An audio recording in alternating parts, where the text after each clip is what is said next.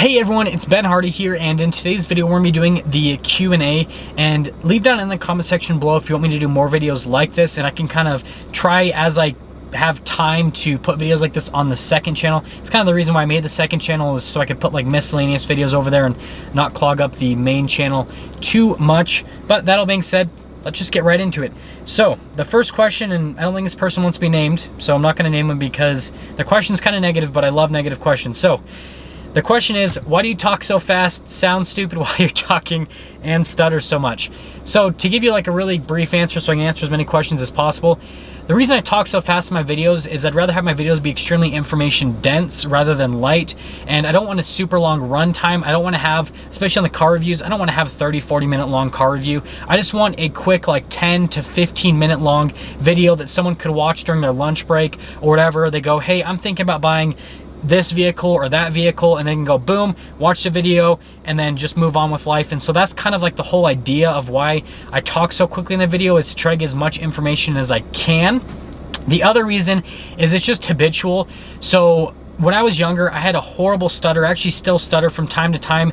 Some of you guys have mentioned it in my videos when I kind of go over these like longer monologue type deals where I will just stutter over my words over and over again. And the reason being is my mind is just like racing all the time. I'm already thinking like 2, 3, 4, 5 steps ahead of what I'm saying. And so verbally, I'm trying to keep up with my mind, which sounds like it's crazy and all over the place, but it works for me and helps me do a lot of stuff. And so that's the biggest reason why I stutter. And to all the people that think that people that stutter are unintelligent, there was a survey that was done, and people that stutter on average have an IQ 15 points higher than the average person. So, suck it. Let's get to the next question. So these next few questions should be pretty quick because they're pretty simple answers. So the first one's by Laramo A, and he says, don't hate on me, but I'll ask a personal question I'm sure the guys and girls want to know. But are you in a relationship with a guy or a girl? And yep, it's personal.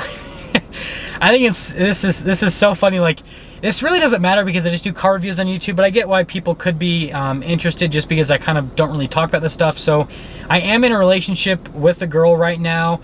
It's kind of a weird situation, a little bit long distance in a way. She might pop up on the channel eventually, but probably not anytime soon. Super camera shy. So yeah, that's that. The next one is by JK47, and he basically asked, why did I wrap the truck if I'm going to sell it? And is that motorcycle in the garage mine? The motorcycle is not mine. It just gets to chill next to the Camaro because it's a lucky motorcycle. Now with the wrap, I already bought the vinyl before I learned the information on the new TRX and on the Raptor, like that they might come out earlier. So I wasn't just gonna let that go to waste because I already bought it. So that's kind of why I went along with the wrap, even though I might sell the truck because yeah, I already bought it. The next one is, I cannot pronounce your first name, Iluhu Reyes. Sorry about that, I'm bad with pronouncing names. So I personally hate trucks besides the very one in the picture. That's my only exception. My question would be, what would your reasons behind buying a truck, especially a Raptor? So you guys know that I don't really tow and I don't really like carry stuff around in the bed. That's why I haven't gotten a bed liner, even though I need to get one for the truck. I love the look of trucks, just like the proportions and everything with the bed, especially the Raptor with the wide body. So that's a huge reason why I drive a truck, is just the looks. I love the capability, like the idea, if I do need to use it for that stuff, I already have it. I don't have to get a moving truck or anything like that. And then the biggest thing is, the Raptor is just in a class of its own, and it just has the cool Baja suspension. It's super sporty driving, and that's the biggest thing, is just how this vehicle drives. Nothing else like it drives, and I feel like there's not really any other off-road vehicle out in the market that is like this. Everything else that's on the market is just kind of like based on like rock crawling. Nothing is really based on like high-speed off-roading like the Raptor. So that's why I love this truck, and that's why I have this truck, is because the high-speed off-roading, that's like the most important part for me. So the next one is Matthew Hubbard, basically asking reliability issues with the 2019 Plus Ram Rebels, and asking if it's even worth it to buy a Ram Rebel, because most people that buy Rebels will just buy a Raptor anyways. So to answer your first question, with my Rebel personally, the only issue I had was the front end coming loose when I took it off-roading, which was super annoying. I had to get it tightened all the time, so it was the sway bar links completely came off and everything. So yeah, that was the only issue I had with my Rebel. In terms of like the electronics and all that, I didn't have any issues with the electronics on the trucks. And then in terms of the truck itself, If you want kind of more like a luxury off-roading truck that you can just like casually take off-road, then the Rebel's great. If you're serious about off-roading and you want to do like crazy high-speed off-roading, jumping, rock crawling, you want all of it, then yeah, spend more money and do the Raptor. But if you're not going to use the capability of the Raptor, the Rebel is a lot less money and it's just a more comfortable truck overall. And Cliff Bradley has a million questions for me. So, what do I think of the new F-150? I like the exterior styling on the truck, and then the built-in generator, the bed power supply. I think that's cool. Whenever they add like tech stuff like that to trucks, I always think that stuff is cool, because just making a truck more capable than it already is, I'm all for it. And then costing 100K plus, I actually didn't see anything on the pricing, but if they cost that much for a truck that's not a Raptor, I think that's a little bit ridiculous. It's kind of a hard sell on just a regular half ton if it doesn't have anything crazy to it with the engine. And then why are vehicles costing so much? And in terms of the pricing of vehicles, it's just everything, right? Money is inflating over time, and the sad thing is that wages aren't increasing at the same rate as inflation and some other things that are happening here in the US. And so that's the biggest reason why vehicles are getting so expensive, is because of the inflation and everything, and because of how the market's going. And yeah, it's creating a huge issue for normal people, because wages haven't increased that much over time. But like I said, I mean, vehicle prices, it's just astronomical how much they've gone up. And if I ever think the prices are going to go down, I don't, sadly. I think it's just going to keep going up. And I think eventually, though, something's going to really replace the cars. We're going to go fully to like self-driving cars. At least that's what I think. And then after that, it's just going to be some other form of transportation. And then eventually we're just going to be like brains sitting in like jars in simulation. I'm just kidding. I don't know. But yeah, I don't think it's going to go down. Next question he asked, will Nissan survive past 2023? Yes, I think Nissan will survive. Infiniti, though, I don't think that's going to be a brand in the next few years. I think Infiniti is going to just disappear completely. And then, am I friends with other YouTubers? So Stradman, Burlacker, Aaron Paulos, I talk to them on an occasional basis. I think Nick is the one that I talk to the most, and then followed up by Aaron that does The Life of Paulos. And then Stradman, I mean, almost never really. He's super busy, like probably the busiest person on the planet, even though it doesn't seem like it, but trust me, he is. And are you gonna get your sister's car fixed? No, she's gonna get it fixed. I'm not paying for her silly, immature mistakes. Next few questions. So how much does a wrap cost? It really just depends on the vehicle and the wrap that you do. Wraps on the low end are usually around the $2,000 range, and then they can go all the way up to literally $6,000, $7,000. Just depends on the material you use and the vehicle you're getting wrapped in, all that kind of stuff. So there's a huge price swing. But if you're just getting like a wrap on a regular car and it's not a crazy color, then you're probably between $2 to $3 grand for most places. And the next one is, what is the function? And by the way, the wrap question was by GGQBC. Insurance broke off. What exactly is the function of a rubber duck? And my guess is just to float. I don't know. Like, that's why would you ask that? That's such a random question. And the next question is by Shion Carasius. I don't know how to pronounce that. Doesn't matter what brand, but what is some of the must-haves you want for a truck from the factory? So I love the wide body look.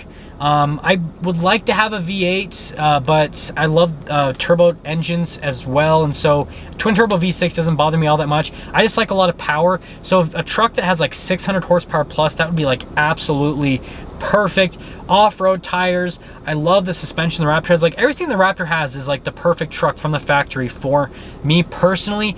The only thing that I really add is just more like off-road looks, so like light bars, crazier bumpers, Baja rack, all that kind of stuff. And I mean, that's pretty much it. Like I just, everything the Raptor has I love, just maybe add a little bit more, kind of like a Shelby Raptor. Those are definitely cool. Jeremiah Fawn.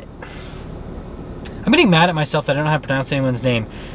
I'm just gonna say Jeremiah. Okay, what do you like to do in your free time? So a lot of you guys don't know if you don't follow me on Instagram, but I've done competitive powerlifting since I was about 18. I used to be a lot more serious about it than I am now. Now I kind of do it like casually just to kind of stay in shape.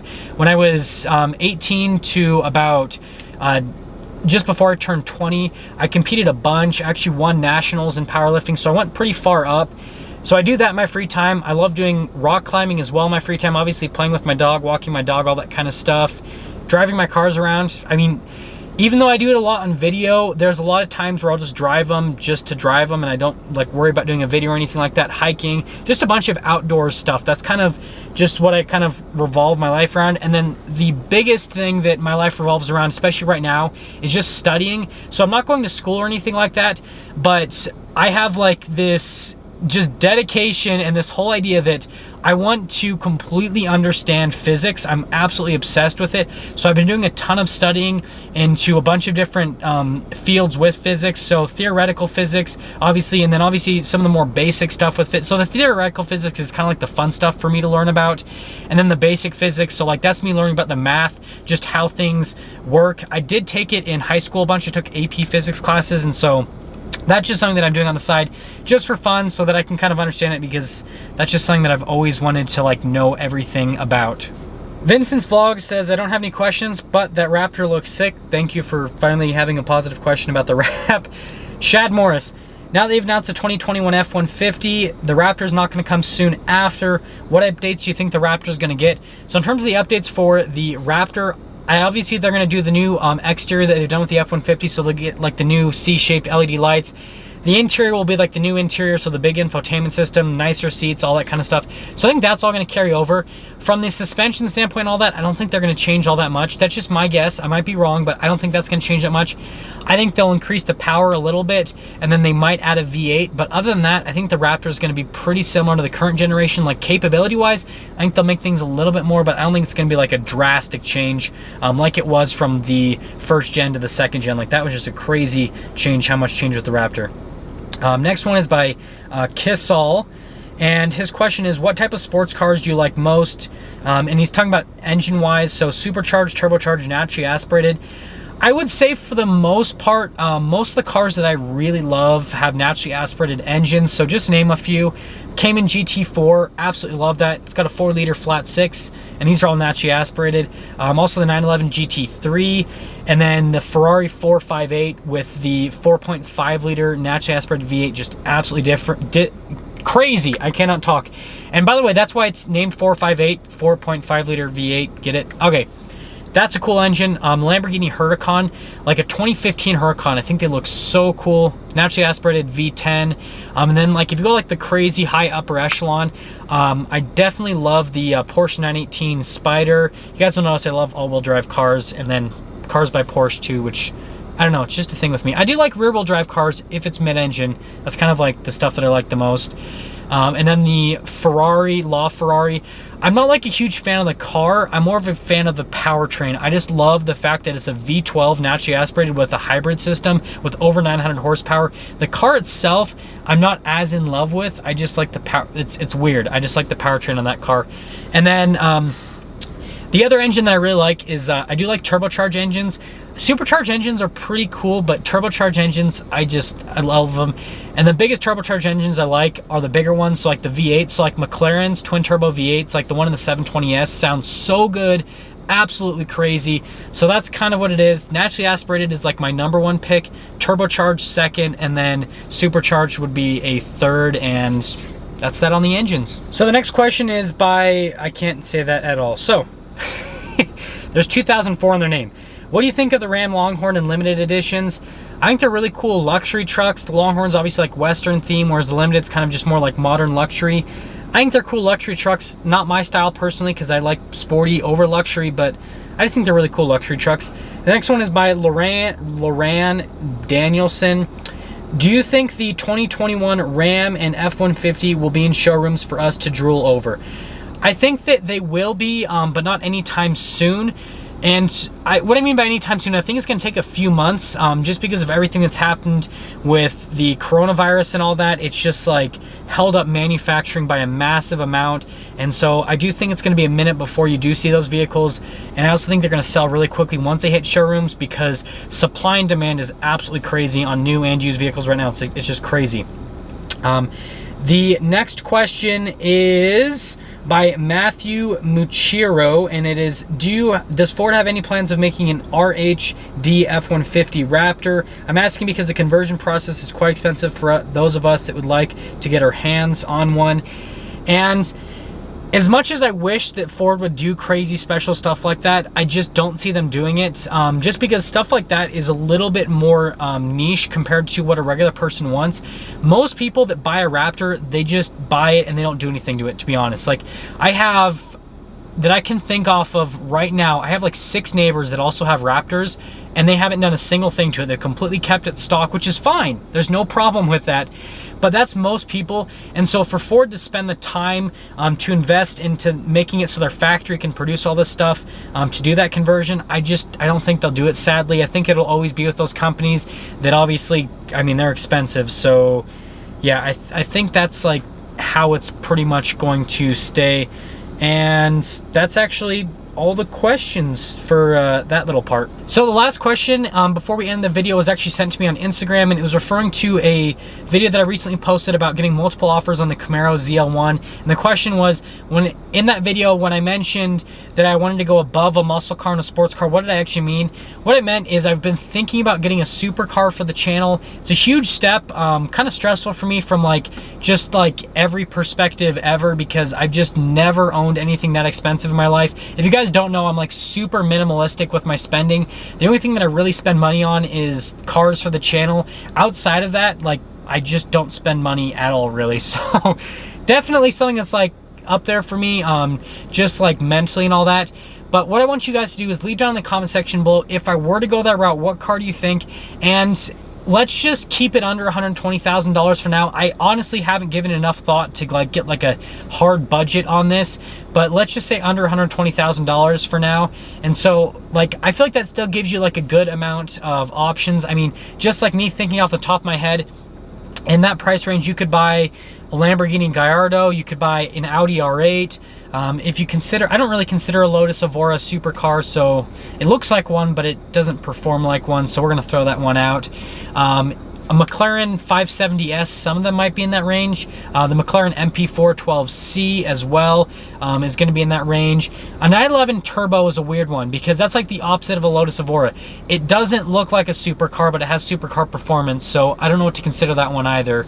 But yeah, I want you guys to let me know $120,000 or less range, and if I should do it or not. That's a thought. I'm not 100% convinced on it, and obviously I don't have the ZL1 sold, so it's until that's sold, I'm not even really serious on it. And yeah, if you're stopping for the first time, please subscribe. I will see all of you in the next video.